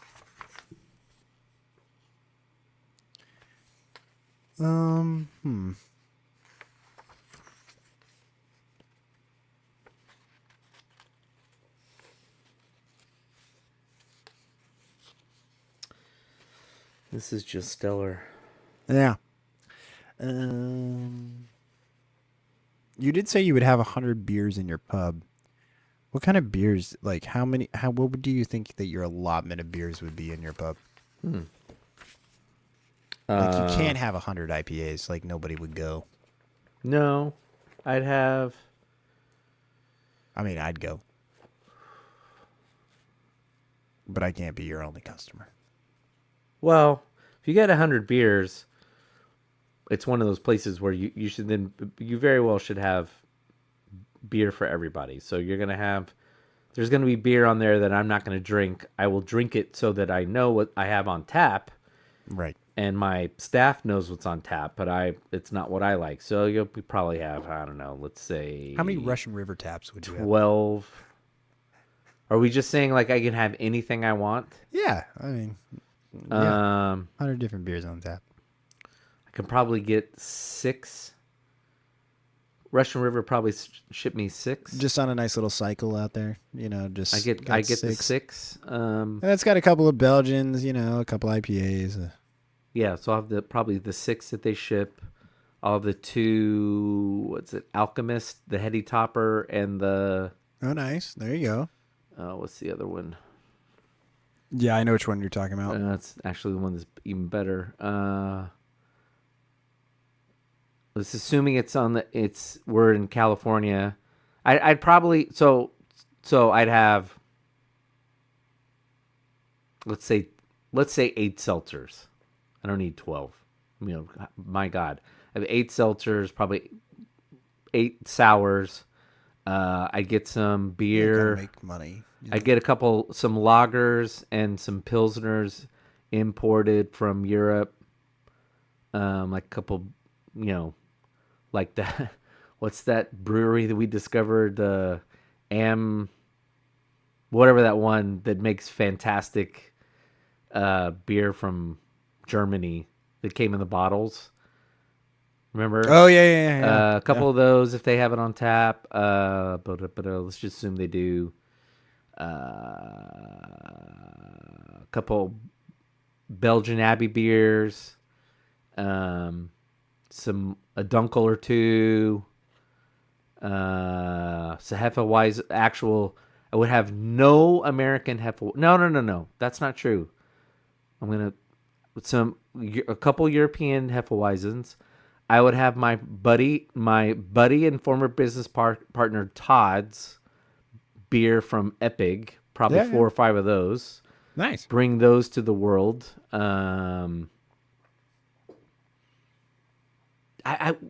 Probably half the thing would be San Diego and yeah. Or half would be San Diego and Santa Rosa, just on a regular basis. Yeah. A couple North Coast. Couple Moonlight, Couple from some Smog City. Couple Coronado. Yeah, Coronado, Belching Beaver, Society. We got to make our Barley and Sword people famous. Oh, that's right. Just have that. Oh, if we could have that English we red get ale. North Park out of San Diego and into, let's just say here, Tulare becomes the Mecca place where everyone stops on the 99 to try new beer. We're the only other place that has North Point. North Park. North Park. Yeah, I got you. I'd have Yingling on tap. Nice. That's a big beer on the East Coast. It Most Californians have no idea unless they've spent time there. That's a good, I think it's a lager. It's a nice little beer. So is it East Coast or is it like Southeast Coast? My understanding I thought it was from Pennsylvania, but it's just taken over all of the East Coast. Really? So like you could get it in like Maine and like... I think so. I don't know. I want to say that we weren't able to try it until we got to Tennessee. That was finally... Well, when my dad died... Kentucky. My dad died and I was in Virginia Beach for 6 weeks or a month, however long that was, all ran together. That's when I was drinking on a regular basis because I couldn't get anything else. It's not like they were bringing Stone in to the... I'm not saying it's bad. So I was like, all right, this tastes good. It's not... Because I think by then, at that point, I wasn't drinking Coors. Do you feel like it's a little sweet? I don't know why. But it's a little sweet, but I mean, I think Coors is a little sweet too, if I'm being honest. That's fair. I get like an apple flavor from Coors, so that's what I taste. I don't know what other people are tasting on there. I'm just saying that I get like a kind of like a crisp apple taste from Coors. That'd be cool.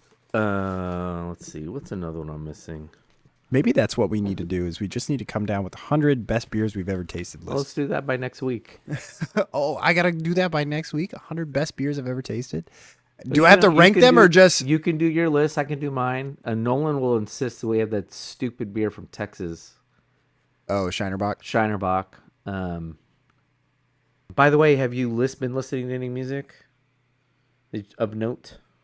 Yeah. Music of the week? We haven't done music of the week. We haven't in a done while. music of the I week could in a actually long say time. I got a music of the week. Since the turn of the year, I have listened to like Jackson Browne like nonstop. So I mean, like, that's my Rolling Stones. I swear to God, you said this a year ago. You did say this a year ago. You said this a year ago. This is Groundhog Day. You said this after the Super Bowl that was at my house. You were here. Andy was here. I think Andy was on the episode when you said you were listening to Jackson Browne nonstop. Well, So, look, must be in the water. no criticism. Love. Anytime I go to your house, Jackson Browne's on in the kitchen, and I love it. So, Yeah, I was like, I think he's underrated. He's very much like Bob Seger, where he's underrated. I would say, they're not at all the same artists. So don't get me wrong, but they just kind of match. I think I had no problem with the John comparison. Cougar Mellencamp kind of pushes out Jackson Browne, even though they're not the same. And then obviously Springsteen pushes out Seeger. I feel like Jackson is a solo version of the Eagles. Oh, there you go. So like if you were, but I also view that way about Bob Seger. And those guys all traveled together. Like they all know Right. each other. Like if you ever hear them, I was like, if you ever, what's the new MTV? It's a rockier version of James Taylor. What's the British MTV that's got like the butterfly on? VH1? No. I don't know. I don't know what you're talking about. It's like, I don't know what it is. There's a television channel that has, I don't know, it's basically like a British version of MTV. So they literally like just do a bunch of music background shit. They show live concerts that used to happen and all that kind of stuff. They do a bunch of deep dives into different artists and that kind of stuff. That's how my dad became a Foo Fighters fan, was because of that channel. Oh, wow. So they just go and they have conversations with a lot of them, and they did one on Bob Seger, and it was great. And Bob Seger talked about traveling around with the Eagles, hanging out with Jackson for a while. And it's just, again, they are that Southern California, almost kind of like, I don't know how to, like desert rock kind of like. I don't, they're kind of they're kind of yacht rock, which people view as they're kind of yacht rocky, but they're not. But yeah, I mean Bob's from Detroit, but yeah, definitely the Eagles and Jackson. Yeah, it's kind of just a laid back. Yep.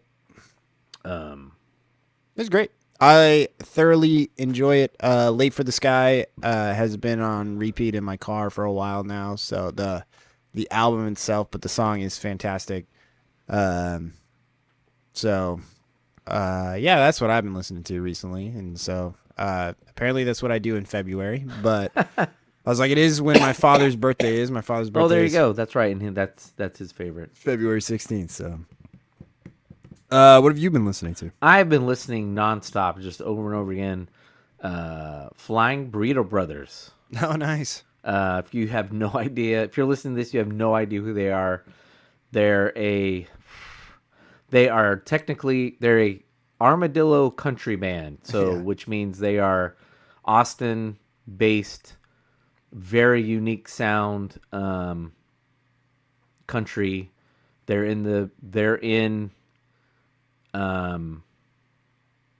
all part of Willie Nelson's crew that he got started after Willie left Nashville and set up down in Austin. And so they are, this is why you're going to be like, of course, this is why you like them. They're kind of like Rolling Stones meets country, a little bit of psychedelic. It's very... Hey, I said I was listening to Jackson. It's very Browne, country. It's country twangy, But one of the reasons why I find them so unique is, and the guys had other projects. They're, if you look at the artists, they were involved in other bands and stuff like that. These are very accomplished people. They actually recorded Wild Horses. They were at the studios, Muscle Shoals Studios. It was either Muscle Shoals or the one that opened up in the same town. Anyway, they were at the studio when Rolling Stones were writing and kind of trying to get on tape Wild Horses. And they were there recording something. And they said, you mind if we record that? And they said, no, go ahead. Because everybody back then just didn't give a shit. Right. And so theirs actually got out before the Rolling Stones version by, I think, like 6 months or something crazy. Because I think the Rolling Stones, I think that album was one they recorded there. And then they went to France to finish. Anyway, they beat the Rolling Stones. The actual first time Wild Horses was released was on Flying Burrito Brothers album. But they have they do a lot of covers, but it's a lot of covers of like soul music and stuff like that. It's not rock covers, but they also do like a lot of gospel songs, like songs you would have sung in church back in those days in the South and Texas. They have songs where you clearly can tell if you know old time hymns and gospel songs. You're like, I know what that song is, but they've changed the words to it. So there's a very like religious Christian element that leads their music. So there's a book out there about them. So now I'm absolutely fascinated. So I'm going to read the book to find out like where this, where all these gospel influences came into it. But they just have so many really good songs, and they're an underappreciated band, and I love them to death. So they are one of those bands where the singing is not great. Like that is not where the genius is. Right. It's almost like so bad that it's endearing. But if you listen to there's usually 2 or 3 guitars, either playing at the same time, or they've laid down 3 or 4 guitar tracks. You just really focus on the musicianship. They are exceptional. And really good 2-3 part harmonies. And I've listened even to some of their stuff live, and they're very good live, which to me is a very big idea. So yeah, Flying Burrito Brothers. Probably so much so that I will have Nolan play 1 or 2 songs on Friday at Kuya. Nice. Share it with everybody else. So we're going to listen to Sin City for sure.